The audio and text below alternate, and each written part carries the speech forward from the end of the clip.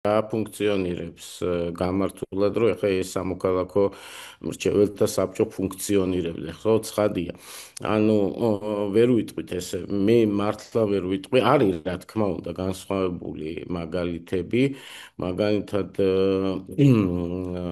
არის ხო მუნიციპალიტეტები, სადაც სამოქალაქო მრჩეველ საქართველოში ვამბობ, სადაც სამოქალაქო მრჩეველთა საბჭო იყო განსხვავებული ზომითაც, იყო განსხვავებული მათი შეკრების სიხშირითაც, მათი, ასე ვთქვათ, ფუნქციონირების ღირებულებიდან გამომდინარე, ანუ რაღაცა შედეგს აღწევდნენ. თუმცა ზოგადად, რა თქმა უნდა, განსაკუთრებით 23 წლის შემდეგ თქვენ ვერცერთ ამ ოქს ვერ იპოვით, ვერცერთ ამ ჩატარებულ სხდომას ვერ ნახავთ და ვერც იმას ვერ გაიგებთ. ის ხალხი, რომელიც აი დებულება რო გაკე კიდე ცოცხალია თუ არა, ვინც იმ საბჭოს წევრები იყვნენ, ხო?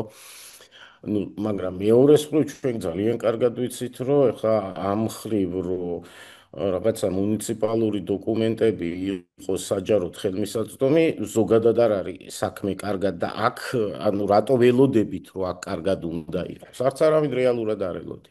ერთი მნიშვნელოვანი მომენტი გახლავთ ის, რატო ვერ ფუნქციონირებს. იმიტომ რომ ზოგადად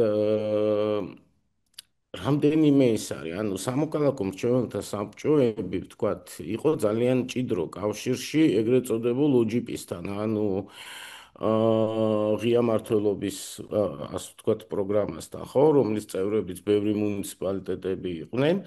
და ბევრმა მათგანმა სწორედ აი ეს სამოქალაქო საბჭოს შექმნა, ფუნქციონირება და შემდეგ პირდაპირ დაუკავშირა ამ კარგ მმართველობას. ეს პროგრამა პრინციპში აღარ მუშაობს, გაჩერებული. აა აქ ამ OGP-ის პარკლებში აღებული ვალდებულებების შესრულებას მუნიციპალიტეტები აღარ ახდენენ.